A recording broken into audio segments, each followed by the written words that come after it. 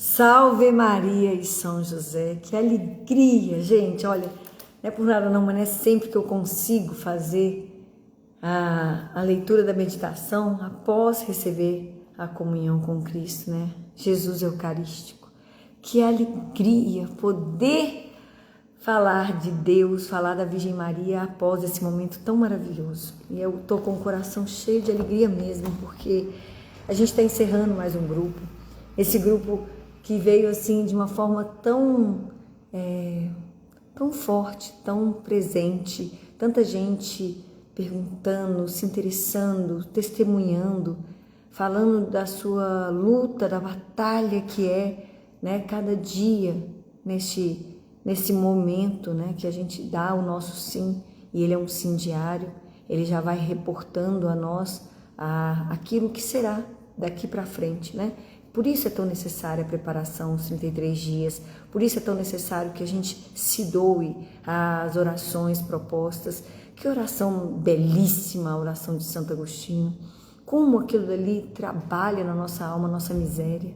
Nós somos ainda tão ignorantes, que a gente nem consegue ver a nossa miséria, o quão podre nós somos, né? A gente não consegue. E aí vem essas orações e todas essas meditações e tudo isso vai nos fazendo observar. É fácil? Não. É da noite para o dia? Muito menos. Mas Deus, na sua infinita sabedoria e misericórdia, Ele vai trabalhando em nós aquilo que a gente pode, aquilo que a gente dá conta. E a alegria que invade nossa alma, ela está mesmo diante de todas as tribulações que puderem ocorrer. Não é mesmo? Mesmo diante de todas as dificuldades, a gente consegue ver a alegria de servir a Deus, de estar todos os dias dando o nosso sim. Que Nossa Senhora e São Miguel Arcanjo e São José estejam conosco nesse dia de hoje, nos abençoando para fazer da melhor maneira possível o 5º dia dessa última semana, né? Semana de 6 dias. Amanhã acabou. Amanhã nós teremos 2 lives, na verdade. Uma para falar do 30º dia de meditação. A outra, mais à noite, para falar sobre a graça de recebermos a consagração no dia 13, tá bom? Então vamos agora invocar a Santíssima Trindade, em nome do Pai, do Filho, do Espírito Santo. Amém. Vinde, Espírito Santo, vinde por meio da poderosa intercessão do Imaculado Coração de Maria, vossa amadíssima esposa. Vou tirar o óculos que é melhor. A grande obra de Jesus é a redenção. Para isso, veio ele ao mundo. Por isso, foi constituído mediador e sacerdote, vítima, satisfazer por nós, levado do seu excessivo amor. Continua entre nós, esperança nossa, como enviado do Pai, animando com seu Espírito a Igreja, e oferecendo sua palavra, sua vida aos homens de hoje, para levá-los à sua libertação integral. Em companhia de Nossa Senhora, meditemos a excelência dessa satisfação na pessoa do Redentor, na imensidade de seus sofrimentos, na mesquinhez de nossa retribuição. Então, vinde, Espírito Santo, vinde, né? Vinde por meio desse Imaculado Coração, para que a gente possa conhecer todos esses mistérios, mas acima de tudo a nossa miséria. E outra coisa importante, saber contar com São José, saber contar com a Virgem Maria, é também saber que nós não estamos sós, que esse desejo de Deus é amparado pelos santos. Ele não nos deixou só. Através da Eucaristia nós estamos presentes com Ele, mas também através das intercessões, o poder da intercessão, que nos leva a ser mencionados continuamente para Jesus, para Deus, pois eles estão lá, do ladinho deles. Imagina, não é lindo? Adoro a Jesus, imolado no altar do Calvário, assistido por Maria, que faz com ele um só sacrifício e consente a sua imolação. 2. Maria, Mãe das dores, quero estar junto a vós, ao pé da cruz, e me associar às vossas lágrimas. Quem não conhece a devoção das lágrimas de Nossa Senhora, né? Coroa das lágrimas. Busca depois para que você possa, de repente, ser, né, um discípulo dessa grande devoção. Uma devoção que nos faz clamar a Deus de uma forma bem preciosa, porque Jesus Cristo tem as lágrimas da vossa mãe como corredentoras da sua paixão. Então ele diz que amorosamente ele cede tudo aquilo que é pedido pelas lágrimas de sua mãe. Que lindo, né? Primeiro ponto, a pessoa adorável de Jesus que sofre. Considera a excelência da pessoa que, por ser infinita, valoriza o infinito de todos os sofrimentos. Se Deus tivera enviado um serafim ou um anjo da mais alta hierarquia, fora sem dúvida coisa admirável e digníssima de eterno agradecimento. Quem poderá logo medir o excesso de caridade que este mistério nos revela, pois que foi o próprio Deus, o Filho único de Deus, a eterna sabedoria, em cuja comparação todos os anjos e todos os homens e todas as criaturas são ainda menos do que vil mosquito, comparado a todos os monarcas da terra, que se dignou sofrer e morrer por nós. Ou seja, se a gente pegar tudo que existe, não vale nem um mosquito perto da grandiosidade de Jesus Cristo. E ele se coloca na condição de ser humano e ainda assim é morto, né, por nós, pelos nossos pecados. Assim deveria ser. Não teria como não haver o sacrifício, né, do cordeiro, daquele cordeiro imolado, sem mancha. Era necessário que isso ocorresse. Triste o homem que vive sem confiar nessa graça, nesse dom divino que é o sacrifício. Às vezes as pessoas querem fugir da dor, das dificuldades, e é justamente, né, ela que, oferecida a Deus com total entrega, nos faz elevar nossa alma a Ele. Ele quis satisfazer por nós, tomou a si nossas culpas a fim de repará-las. Inocente, uniu-se à nossa natureza, voluntariamente sofreu, sendo sua reparação aceita pelo Pai. Assim, nos mereceu a inestimável graça do retorno a Deus, da vida eterna. Peçamos a Maria, nos faça compreender melhor o valor precioso da graça redentora de Jesus. Segundo ponto, a imensidade dos sofrimentos de Jesus. A imensidade dos sofrimentos de Jesus. Sofreu imenso em seu corpo. Foi sua cabeça coroada de espinhos arrancados dos seus cabelos, esbofeteadas suas faces, coberto de vis escarros em seu rosto adorável, seus braços estreitados com cordas, seus ombros pisados com o peso da cruz, suas mãos e pés atravessados com os cravos, seu lado e coração abertos pela lança, todo o seu corpo rasgado desapiadadamente com 1000 golpes, deixando aparecer os ossos descarnados.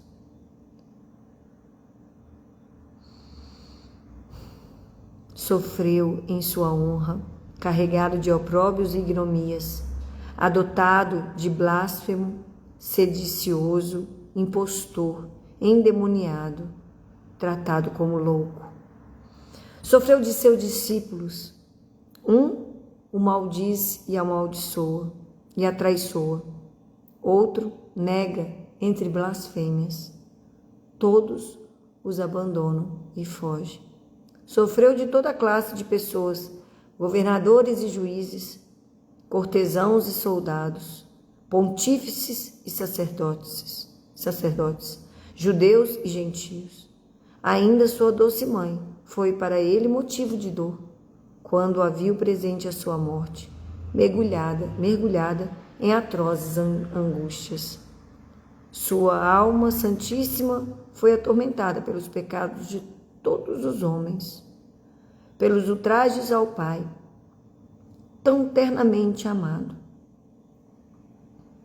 Seus tormentos lhe foram presentes desde a sua conceição até a morte, pois que os previa à luz de sua infinita sabedoria.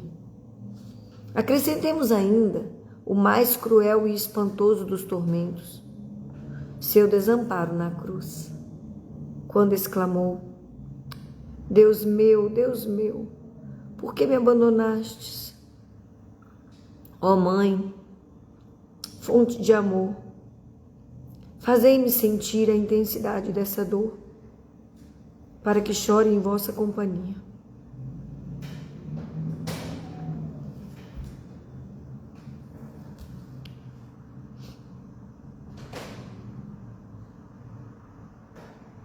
Perdão e misericórdia, né, Jesus?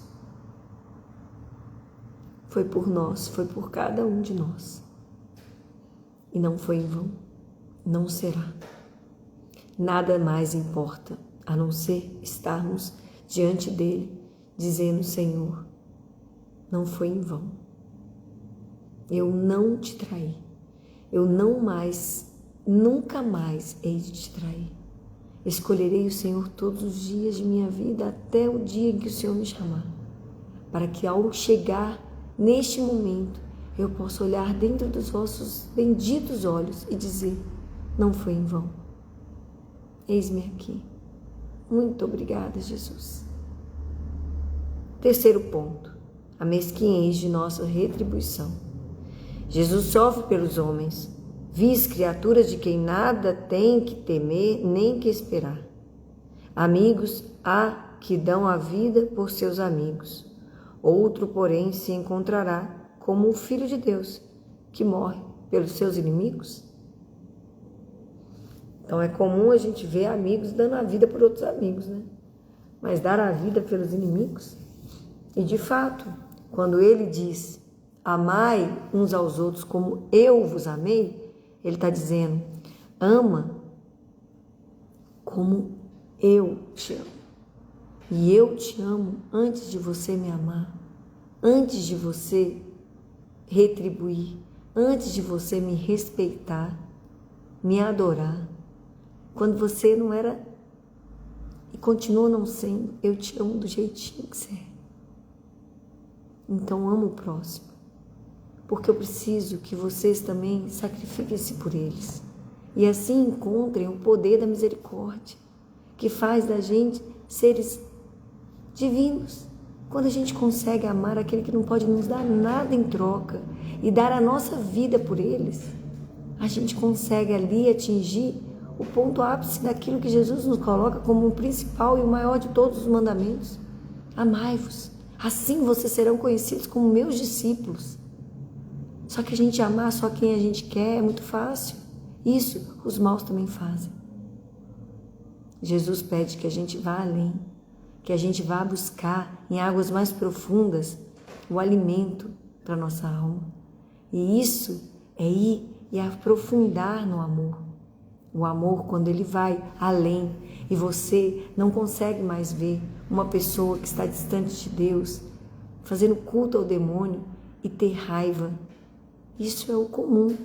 Mas quando a gente serve a Jesus, aquilo deixa de estar no nosso coração com um sentimento de raiva ou de repulsa, para adorar a Deus e pedir: Senhor, tem misericórdia, tem piedade.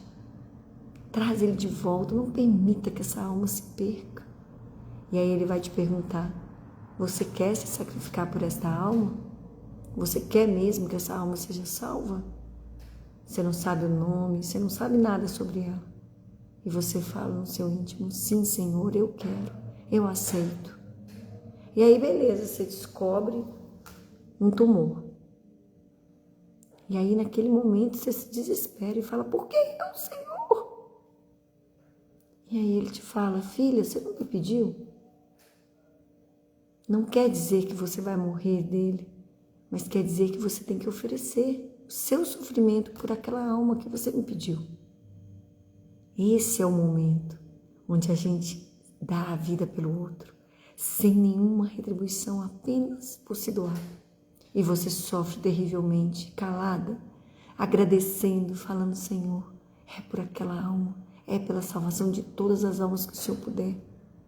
Daqui a pouco curou, não tem mais nada. É assim o mover de Deus. Nós, às vezes, pedimos para que os nossos filhos sejam salvos, que o nosso pai e nossa mãe seja salvo, quer se sacrificar por eles. Quando vem o sacrifício, a gente reclama. Você não pediu? Então, a dor para Jesus, toda essa dor que a gente acabou de ler, triste, porque nenhum ser humano conseguiria suportar o que ele suportou, ela é grandiosa. Por isso que o nosso crucifixo tem o Cristo. É por isso que ele está ali, porque aquela dor que ele passou é a nossa salvação. Ele ressuscitou, ele viveu e venceu a morte e nos deu a graça da ressurreição. E nós nos recordamos desse sacrifício para que a gente nunca esqueça que a dor e o sofrimento fazem parte da ressurreição. Porque, segundo diz São Paulo, ele morre por nós de imensa caridade enquanto éramos pecadores e pôs seus inimigos.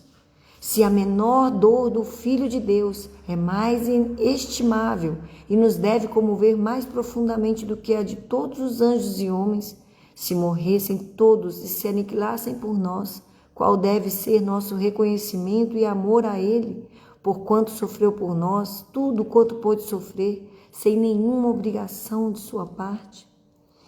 Que temos feito por nosso amado Redentor, como temos correspondido à sua direção? Temos tido a coragem de completar em nós o que faltou à paixão de Jesus Cristo, aplicando-a a nós pelo cumprimento generoso das condições da nossa salvação, nossa fé, nossas obras de justiça, espírito de reparação e de penitência, em união às dores de Jesus e sua preciosa morte? Maria, Virgem dolorosíssima, vem unir-me, contrido e cheio de lágrimas, à vossa compaixão, aos pés da cruz. Que tristeza a vossa e que aflição! Quem reterá seu pranto ao ver-nos mergulhada em tanta dor? Vistes vosso doce Jesus, e o meigo filho de vossas entranhas, atormentado, flagelado, despido, empurpurado de sangue, estralhaçados de golpes, crucificado e morto. Dai-me compreender o preço da minha redenção, o amor de Jesus tão generoso e tão gratuito, o vosso amor tão compassivo e cheio de perdão, para que eu chore minhas misérias, unindo-me aos sofrimentos de Jesus e às vossas dores, todo o tempo de minha vida. Guardai minha alma, Virgem dolorosa, aos pés da cruz, em vossa companhia. O Senhor esteja conosco, Ele está no meio de nós. Proclamação do Evangelho segundo João, glória a vós, Senhor. Entretanto estavam em pé, junto à cruz de Jesus, sua mãe, e a irmã de sua mãe, Maria, mulher de Cleófas, e Maria Madalena. Vendo Jesus, a sua mãe e ao discípulo amado, que estava presente, disse à sua mãe: mulher, eis aí o teu filho. Depois disse ao discípulo: eis aí a tua mãe. E a partir desta hora tomou o discípulo em sua casa. Palavra da salvação. Glória a vós, Senhor. Nós somos este discípulo amado. Temos que entender isso de uma vez por todas, tá bom? Não quero mais saber. Já deu, vocês já estão prontos para poder entender isso. Nós somos João. Nós precisamos estar do lado da Virgem Maria, de pé, diante da cruz. Nós precisamos olhar para a mãe e falar: venha comigo, venha para minha casa. Nós precisamos tomá-la conosco. E todos os dias de nossas vidas ela está do nosso lado. Porque é assim que Jesus quis. E temos que sentir como aquele que não desamparou Jesus.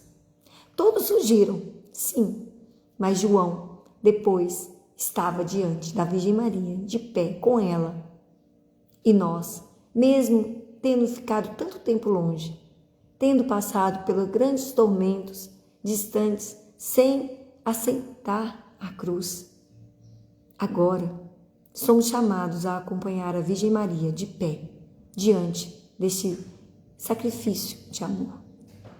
E assim, tomá-la pela mão e levá-la para a nossa casa, a casa do nosso coração, onde ela nunca mais estará distante, onde tudo será feito através dela e da intercessão dela. Ela nos ensinará a rezar, nos ensinará a encontrar a alegria daquele que é e sempre será o Rei dos Reis, o Senhor dos Senhores, a causa da nossa alegria, da nossa salvação, da eternidade junto a Deus, nosso Criador.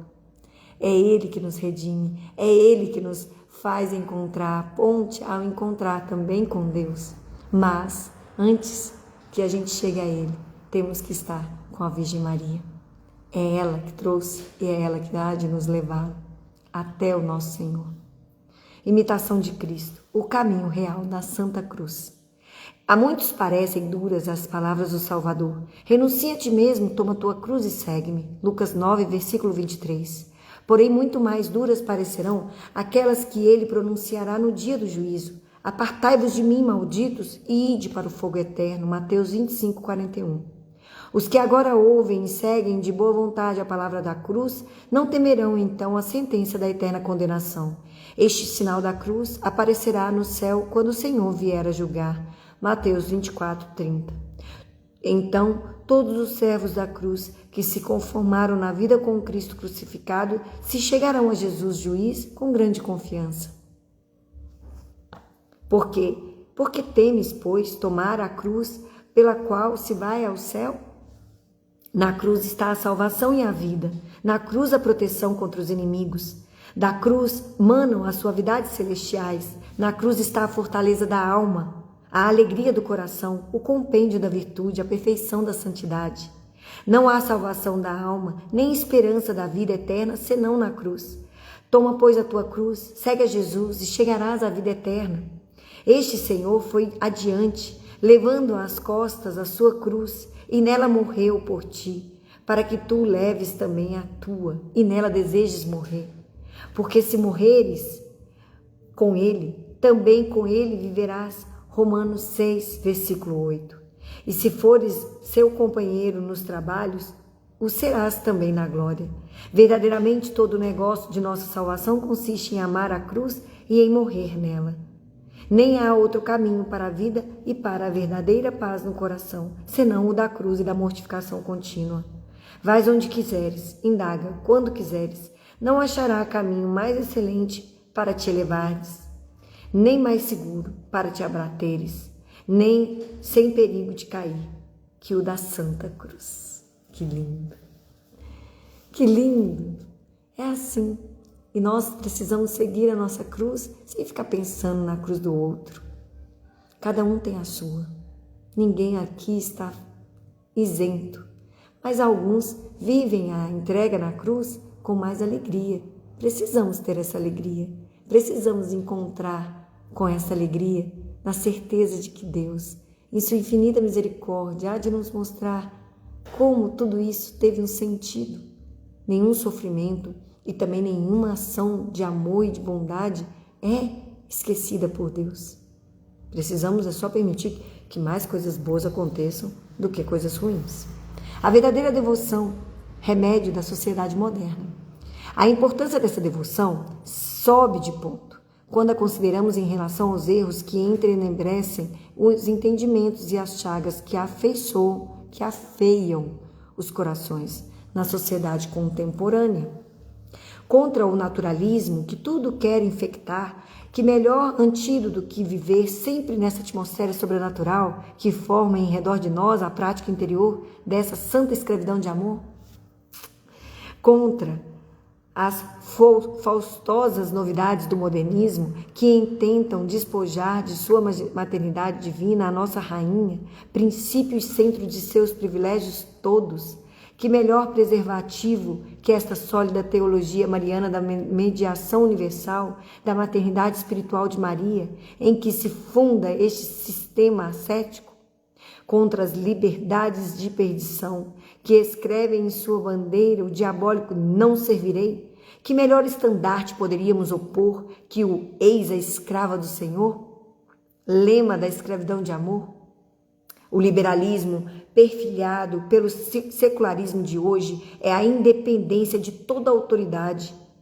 Ou seja, eu não quero ninguém superior a mim, eu já sou o centro do universo. A escravidão de amor, em sua forma perfeita, é a dependência contínua e absoluta. Faço nada sem Deus, faço nada sem que Ele permita, faço nada se Nossa Senhora não falar amém. O liberalismo é a imitação de Lúcifer, a escravidão de amor é a imitação de Maria. O liberalismo reclama onímoda liberdade de pensamento, a escravidão de amor total, sujeição de entendimento. Não somente a fé e a obediência, mas também a união com Nossa Senhora. O liberalismo ata as consciências de sua falsa liberdade e escraviza todos com os abusos de sua tirania. A escravidão de amor desata as almas de todos os liames que as algemam à terra e lhes alcança a verdadeira paz e liberdade dos filhos de Deus. Que católico, que deveras o seja, não há de entusiasmar-se com esta santa prática tão contrária ao liberalismo, como a Virgem Imaculada é inimiga da serpente? Ela há de lhe pisar a cabeça. Para combater os monstros contemporâneos, não temos, os católicos, força bastante. Por falta dessa vida interior, deste espírito de abnegação e sacrifício, de que se armam sempre os santos para triunfar dos erros e das falsidades, educados na frivolidade e na leviandade de nosso século, não sabemos sacrificar-nos generosamente pelos ideais alcandorados. O amor dos confortos e regalos com que nos cerca a sociedade de consumo nos enerva para tudo o que é grande, e os poucos que entre nós vivem sem contaminar-se com essas misérias do nosso tempo, nem sempre têm um espírito de união e obediência indispensáveis para que um exército caminhe até a vitória. Não adianta, se você quiser impor e falar, não, mas isso eu não aceito, porque isso aqui eu acho que não é assim, você já está dizendo que você não conseguirá ficar de pé no momento da batalha final. Por quê? Porque nós somos servos e o servo não questiona, o servo obedece. Se a desobediência nos levou Eva à queda e a sua descendência também, a obediência de Maria nos eleva à santidade de nossas almas. Nós precisamos copiar dela. Pois contra todas essas chagas do remédio, o remédio é a escravidão de amor a Maria, a varonil educação de Nossa Senhora, que nos ensina a estar sempre de pé, junto à cruz. Nos há de preservar da leviandade e da futilidade, fazendo-nos amar Jesus crucificado, único ideal que pode levantar no chão a humanidade egoísta. O contínuo viver em companhia da Rainha dos Mártires nos libertará da corrupção e da moleza, inspirando-nos espírito de sacrifício e de abnegação inteira. Fará de nós homens de oração, dispor-nos a obedecer por amor a tudo que nos for mandado, em nome de Deus, e suplantar com verdadeira liberdade tudo quanto for contrário a Deus. Maria, com a prudência da serpente, para que não sejam induzidos ainda o menor erro, nos ensinará a simplicidade da pomba, para que não desconfiemos de nossos irmãos e menos ainda de nossos pais na fé. O amor de Nossa Senhora fará com que abracemos como irmãos a todos o que de veras a tem por mãe. Ou seja, eu não faço parte de uma família de 3 crianças, meu esposo e eu. Não, eu faço parte da família da Imaculada. Ela é a minha mãe e todos são os meus irmãos. E eis que eu quero me ver como uma irmã mais velha que fala, vem cá, faz desse jeito que dá certo. Ou então, vem cá, eu também já errei, eu também já fiz assim, tá errado, mas tá tudo bem, vem cá que eu te ensino. E não, você tem mais aqui, sabe, ir para lá, você não é dos nossos. Não, isso não combina com uma família, não é mesmo? Hoje, Dia das Mães, mais do que nunca precisamos entender que Deus permitiu que as mulheres pudessem ser correlacionadas com Deus, porque nós damos a vida. Na verdade, é Deus que dá tudo, a gente é só um instrumento. Mas sem esse instrumento, a vida não seria gerada. Não estaríamos aqui. Portanto, olha que papel lindo a mulher tem. mas deixa o homem também ter o dele. Nós precisamos assumir a nossa vocação. Como Maria, tê-la como modelo nos traz a alegria de saber que o silêncio, que a submissão, que a temperança, a prudência, a firmeza e fortaleza fazem parte da nossa caminhada. E os homens precisam ser os sacerdotes, os pastores, aqueles que seguem à frente no rebanho. Somos, sim, mulheres, mas somos filhas de um Deus que nos colocou uma responsabilidade grandiosa. Sejamos mulheres e não tentemos ficar no lugar que não nos cabe, que é o do sacerdote do lar. E também cobremos dos nossos esposos, que eles sejam um exemplo para uma vida de oração. Um homem consegue converter mais de 90% dos filhos. Um homem piedoso. A mulher piedosa consegue converter 14%. Cada um está no seu quadrado, mas todos juntos fazem o corpo místico do Cristo. Então vamos agora falar de uma Elizabeth da Trindade, religiosa carmelita em Dijon, 1906. Ela nos traz a seguinte informação: Maria, modelo das almas interiores. Se conheceis o dom de Deus, há uma criatura que conheceu este dom de Deus. Dele não perdeu nenhuma parcela. Uma criatura que foi luminosa e tão pura que parecia a mesma luz, espelho de justiça. Uma criatura cuja vida foi tão simples, tão perdida em Deus, que quase nada se pode falar dela. É a Virgem fiel, aquela que guardava todas as coisas em seu coração. Ela se mantinha tão pequena, recolhida em face de Deus. O segredo do templo, que ela atraiu a complacências da Santíssima Trindade. Ele contemplou a pequenez de sua escrava e por isso todas as gerações hão de chamar-me de bem-aventurada. O pai, inclinando-se para esta criatura tão bela e que desconhecia sua beleza, quis que ela fosse no mesmo tempo a mãe daquele de quem ele é o pai na eternidade. Então, o espírito de amor que preside a todas as operações divinas sobreveio à Virgem e disse o seu fiat: eis a escrava do Senhor, faça-se em mim segundo a tua palavra. E se realizou o maior de todos os mistérios, e pela descida do Verbo em seu seio, Maria se tornou para sempre a presa de Deus. Parece-me que a atitude da Virgem, durante os meses que decorreram entre a Anunciação e a Natividade, é bem o modelo das almas interiores, dos seres que o Senhor escolheu para que vivam no interior, mergulhado no abismo sem fundo, como no caso das carmelitas, Com que paz e com que recolhimento Maria se comportava e fazia todas as coisas.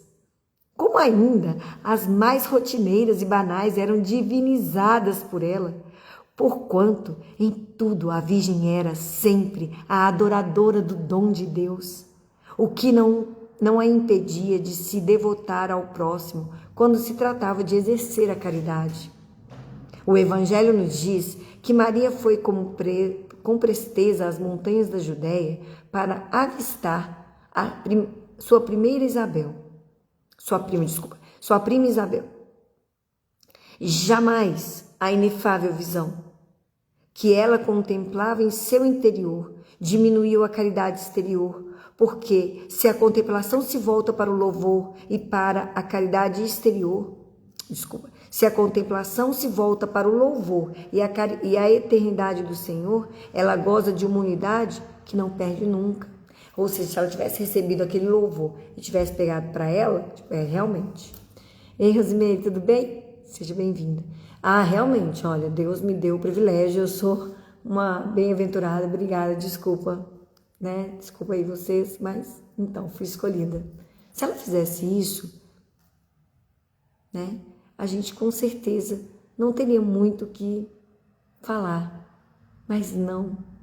Quando ali ela recebe uma saudação, tanto do anjo, primeiramente, quando ela fala, por que isso, Depois, com Isabel, ela fala, minha alma engrandece o Senhor, eu não sou capaz de nada sem Ele. O meu espírito exulta em Deus, meu Salvador, porque olhou para a pequenez da sua serva, da sua escrava. E doravante todas as gerações vão te chamarem de bendita. O poderoso fez em mim maravilhas e grande é o seu nome. O seu amor para sempre se estende de geração em geração. Manifesta o poder do seu braço. Então ela vai ali, exaltar e engrandecer Deus. E é isso que a gente, como fiel escravo da Virgem Maria, a tendo como modelo, precisamos o tempo todo engrandecer a Deus. Quando alguém vier falar, mas legal isso aqui, louvado seja Deus, que nos permitiu falar dele, porque é ele que suscita isso em nós, que nos traz a alegria, a força para que isso aconteça, e possamos ir ao encontro de todos, chamá-los e falar, vem ver que top que é maravilhoso. Eu sei que é difícil, mas relaxa, vai dar tudo certo. O Evangelho nos diz que Maria foi com presteza às montanhas da Judéia para visitar sua prima Isabel. Jamais a inefável visão que ela contemplava em seu interior diminuiu sua caridade exterior, porque se a contemplação se volta para o louvor e para a eternidade do Senhor, ela goza de uma unidade que nunca perde. Maria, sua alma é tão simples, seus movimentos tão profundos, que não podemos surpreendê-los. Ela parece reproduzir na terra a vida que é do ser divino. O ser essencialmente simples. E ainda ela é tão transparente e luminosa que semelha a própria luz. Todavia, ela é apenas o espelho do sol de justiça. Mais do que todas as outras santas, ela parece tão imitável em sua vida tão simples. Basta olhá-la e nos sentimos em paz. A Virgem conservava todas as coisas em seu coração, toda a sua história, que pode resumir-se nessas poucas palavras. Ela vivia em seu coração com tal profundeza que nenhum olhar humano alcança segui-la. Quando leio o Evangelho que Maria se apressou com diligência à montanha da Judéia para cumprir seu ofício de caridade junto à prima Santa Isabel, eu a vejo passar bela, calma, majestosa, recolhida em seu interior com o Verbo de Deus. Como a de Jesus, sua oração foi sempre essa: eis-me aqui. Quem? A escrava do Senhor, a última das criaturas. Ela, a sua mãe. Creio poder afirmar que ninguém penetrou o mistério de Cristo, nem toda a sua profundeza, como a Virgem. São Paulo fala com frequência da inteligência que ela recebeu. No entanto, como ficam na sombra todos os santos, quando consideramos as claridades da Virgem. Ela é a inefável, o segredo que ela guarda o repassa no coração, nenhuma língua alcança a revelar, nenhuma pena pode traduzir. Esta Mãe da Graça é quem vai formar minha alma, a fim de que sua filha seja uma imagem viva e impressionante do seu primogênito, o Filho do Pai Eterno, aquele que foi a imagem perfeita da glória do Pai. E encerramos o 29º dia. Que dia, né, Rosimeire? Que momento, que graça de Deus. Amanhã encerraremos nossas orações. Hoje, saudação de Nossa Senhora, oração de Santo Agostinho e a ladainha do Espírito Santo. Não deixem de realizá-las. Isso é importante para que vocês possam concluir esse período de corpo e alma. E assim o Espírito Santo há de lhe dar tudo aquilo que você necessita para o tão grande e esperado dia 13 de maio de 2025. Ave sempre bela, ó Virgem Mãe de Deus, do alto mar estrela, porta azul dos céus. Ave o anjo traz, do saúde. Funda-nos na paz e de Eva não imundo. Mansidão, pureza, ó Virgem sem igual. Dá-nos com presteza e livra-nos do mal. Quebra a algema ao réu e dá aos cegos luz. Dá-nos, Mãe do céu, o que ao céu conduz. Mostra seres mãe, faz a nós descer. Quem por nós nasceu, quis de ti nascer. Dá-nos vida pura, um caminho certo para quem procura ver Jesus de perto. Seja ao Pai louvor, ao Cristo também, e ao Consolador, igualmente. Amém. Iremos agora rezar para o Papa Leão XIV e que esse pontificado seja de grande graça para Deus. Ave Maria, e rezando também pelos padres, pelos padres das suas paróquias, né? Nós teremos 2 momentos eu vou colocar no grupo e vou colocar no Instagram também, e vocês que não são de Indaiatuba terão também como realizar o ato de consagração. Basta que vocês estejam numa missa solene, né? Realizada para a Virgem de Fátima. Opa, peraí.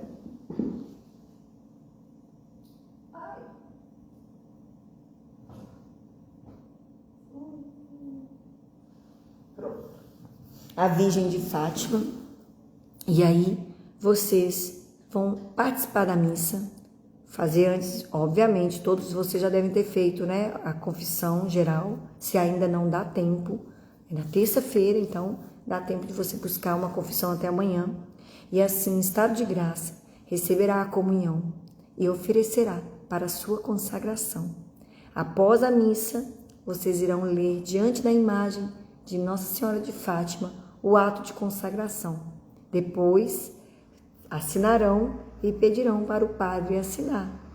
Carol, mas o meu pároco não estava, e aí eu não consegui. Não tem problema. Obrigatoriamente, não precisa que o padre assine.